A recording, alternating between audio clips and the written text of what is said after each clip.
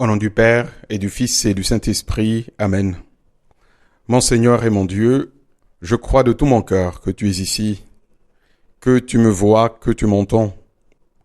Je t'adore à genoux devant toi. Je te demande le pardon de mes péchés et ton aide pour faire de mon mieux ce moment de prière. Marie, ma Mère du ciel, Saint Joseph et mon ange gardien, intercédez pour moi. En 1953, dans une sorte de parabole bucolique et pleine de poésie, l'écrivain français Jean Giono a raconté dans une nouvelle une sorte de chef-d'œuvre qui s'intitule « L'homme qui plantait des arbres », le récit d'un paysan nommé Éléazar Bouffier, qui réussit à reboiser tout seul, à lui tout seul, des kilomètres de terre menacée de désertification. En somme, ce paysan, entre 1913 et 1947, le berger, il était berger aussi, Éléazar Bouffier, réussit à faire revivre sa région, la Haute-Provence, en plantant des arbres. Ce qui a attiré mon attention dans ce bref roman, c'est une nouvelle. Ce sont plutôt que les arbres, ce sont les qualités de la personne, du paysan, qui reboise la forêt en question. Parce que il était tout seul, il n'avait pas de voisin. C'est une tâche qui s'était proposée à lui tout seul. Et il est animé d'une foi humaine et d'une sereine détermination pour accomplir sa tâche. Et il va s'y tenir durant 34 années. Quelle persévérance, n'est-ce pas? Et quel contraste avec les aventures loufoques. Oui, vraiment loufoques et rocambolesques d'un Tom Cruise dans ses missions impossibles. Le paysan en question, lui, c'est une tâche qui semble monotone, toujours la même. Il sait se lever, un jour et un autre, à trier les glands qu'il doit planter demain, les glands de chêne qu'il doit planter le lendemain. Un jour, un autre, un autre, un autre. Durant 34 années, il va réussir à planter des kilomètres et des kilomètres de forêt. Seigneur, aujourd'hui, dans cette fête de la Toussaint, tu nous invites également à une mission, certes impossible pour les forces humaines, mais à laquelle ta bonté paternelle nous convie, malgré notre faiblesse, en nous assurant de ton aide divine. Précisément dans l'évangile du jour, Jésus nous invite sur le chemin des béatitudes, qui peut sembler, n'est-ce pas, ardu, impossible à l'homme, si Dieu lui-même ne rendait possible et carrossable ce chemin. Heureux les pauvres de cœur, le royaume des cieux est à eux, nous dit l'Évangile. Heureux les doux, heureux ceux qui ont faim et soif de la justice, heureux les miséricordieux, heureux les cœurs purs, heureux les artisans de paix, heureux les persécutés, les insultés, les calomniés. Heureux sont-ils, car le royaume des cieux est à eux. Toi et moi, peut-être, nous sommes effrayés, n'est-ce pas, par un tel tableau. Quel tableau? Comment donc les pauvres de cœur, les doux, les affamés de justice et les assoiffés de justice, les miséricordieux, ceux qui pardonnent, les cœurs purs, les pacifiques, et j'en passe. Comment ces gens-là peuvent être dits pleinement heureux dans un monde où on exalte plutôt le tape à l'œil, ce qui attire l'attention, ce qui triomphe, l'homme ou la femme à succès, ou celui qui sait toujours tirer son épingle du jeu, celui dont les choses marchent bien et dont on parle bien.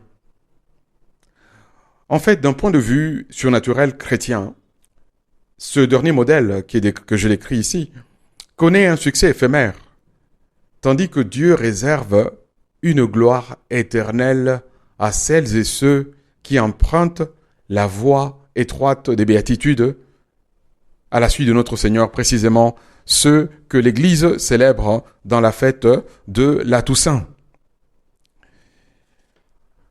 En effet, ô Jésus, l'idéal chrétien décrit dans les béatitudes peut sembler un idéal spirituel si élevé qu'il apparaît à peine à la portée de ma petitesse. Mais la bonne nouvelle ici, en ce jour de la Toussaint, c'est que les saints d'autel eux-mêmes, comme sainte Thérèse de Lisieux par exemple, ont dû ressentir le vertige, oui, le vertige, devant la hauteur ou la profondeur de l'idéal chrétien auquel Dieu les appelait aussi. Je voudrais à ce propos te citer ici un mot de sainte Thérèse de Lisieux elle-même. Elle écrivait en parlant à une autre de ses sœurs qui lui avait demandé d'écrire sur sa vie. Voici ce qu'elle dit. « Vous savez, ma mère, que j'ai toujours désiré être sainte. Mais hélas, chaque fois que je me suis comparé aux saints, j'ai toujours éprouvé qu'entre eux et moi, il existe la même différence que entre une montagne dont le sommet se perd dans les cieux et l'obscur grain de sable que les passants piétinent. Mais au lieu de me décourager, je me suis dit à moi-même, Dieu ne pourrait pas inspirer des désirs irréalisables. Par conséquent, malgré ma petitesse, je peux aspirer à la sainteté. Nous retenons, Dieu ne pourrait pas inspirer des désirs irréalisables, dit sainte Thérèse de Lisieux. Par conséquent, malgré ma petitesse, je dois aspirer à la sainteté. Malgré ma petitesse, je dois entretenir en moi d'authentiques désirs de sainteté. Oui, en effet, ô Jésus, l'idéal chrétien de sainteté est si grand, si élevé, que on peut se décourager en le regardant. Mais avec ton aide, Seigneur, je sais que c'est possible, parce que tu es bon, parce que tu m'aimes, parce que tu es mon Père, et parce que, comme dit sainte Thérèse de Lisieux précisément, tu ne peux pas nous proposer un idéal absolument hors de portée. N'est-ce pas consolant pour toi et moi de constater que, devant l'appel à la sainteté, une Thérèse de Lisieux, une docteure de l'Église, nous ait laissé des paroles d'une si grande sincérité? Elle-même ne se sentait pas capable, tu t'en rends compte? Elle-même ne se sentait pas capable d'atteindre un tel idéal. C'est Dieu qui le lui a fait atteindre. Pourquoi irions-nous alors, nous autres, nous décourager si nous constatons notre petitesse qui se manifeste parfois dans le fait que quelques mauvais penchants contre lesquels nous luttons résistent encore à nos efforts? Eh bien, tiens bon. Le Seigneur est là, il t'encourage. Tenons bon à la sainteté est aussi à notre portée. Dieu nous viendra en aide, comme il est venu en aide à sainte Thérèse de Lisieux, et comme il l'a fait pour tous les saints et les saintes de Dieu que nous vénérons aujourd'hui. Continue alors à aviver en toi ces désirs de perfection, car habituellement on n'atteint jamais ce qu'on n'a jamais vraiment désiré. Tiens-toi compte de ça. Tiens compte de ça. On n'atteint jamais ce qu'on n'a vraiment jamais désiré. Entretiens-toi ce désir. Dis alors avec moi, dans un élan de générosité, Jésus, moi aussi, je veux être saint. Je veux être sainte. Même si cette affirmation en ce moment me paraît folle, absolument folle en regardant ma vie, ma pauvre vie. Une autre Thérèse, sainte Thérèse d'Avila, on l'appelle la Thérèse la Grande, nous encourage à tendre vers la perfection chrétienne, même dans chacune de nos actions. Tu entends? Dans chacune de nos actions. Voilà ce qu'elle nous souffle à l'oreille, la grande Thérèse. Elle nous dit ceci. Dieu nous préserve de dire, lorsque nous ferons quelque chose d'imparfait, nous ne sommes pas des anges, nous ne sommes pas des saintes, nous ne sommes pas des saints. Bien que nous ne le soyons pas, considérez quel avantage il y a à penser que nous pourrions le devenir avec l'aide de Dieu, si nous nous y appliquions. Ne craignez pas qu'il nous manque, que Dieu nous manque, si nous ne négligeons rien de notre part. Il n'est rien que nous voyons de vraiment glorieux pour Dieu, que nous devions tenter d'accomplir avec sa grâce.